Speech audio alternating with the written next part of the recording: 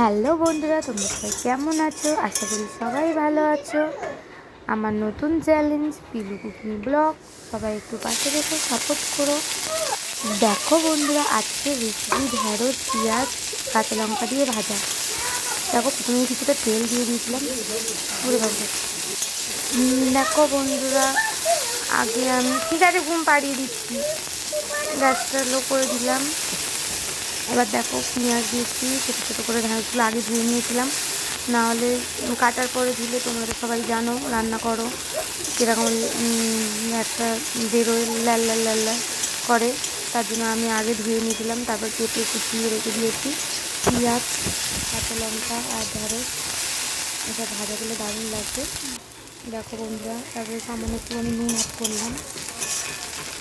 আমি কম জিনিস করবো ঠিক আছে, কারণ আমাদের দুজন লোক, খাওয়ার লোক নেই, সবাই জানে, তোমরা এর আগে ভিডিওতে আমি বলেছি। শাশুড়ি শ্বশুর কেউই নেই, আমি, আমার মেয়ে আর আমার হাজব্যান্ড। ওর জন্য আমি একটু কমই রান্না করি, অল্প। খেতে পারবো না, জিনিসের জন্য রান্না করে নষ্ট করবো, এটা তো ভালো না।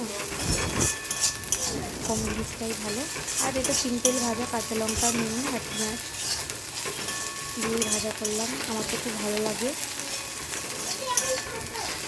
আমি এটা ভাত দিয়েই খেয়ে নেবো, আমাদের খুব ভালো লাগে খেতে। আশা করি তোমরাও এইভাবে বানাও বা বানিয়ে খাবে, দারুণ লাগে। আর বন্ধুরা, তোমরা যে যেখান থেকে দেখছো আমার চ্যানেলকে একটু সাবস্ক্রাইব করে দিও, আমার একটু পাশে কিছু, আর কিছু চাই না। নতুন নতুন রান্নার ভিডিও পেতে এই চ্যানেলকে সাবস্ক্রাইব করে দিও। দেখো বন্ধুরা, কত সুন্দর এটা ভাজা হয়ে গেছে। আশা করি তোমাদের সবার ভালো লাগছে। দেখো কি সুন্দর ভাজা হয়ে গেছে। ঠিক আছে, কেমন হয়েছে রেসিপিটা কমেন্ট করে জানিও। ধন্যবাদ।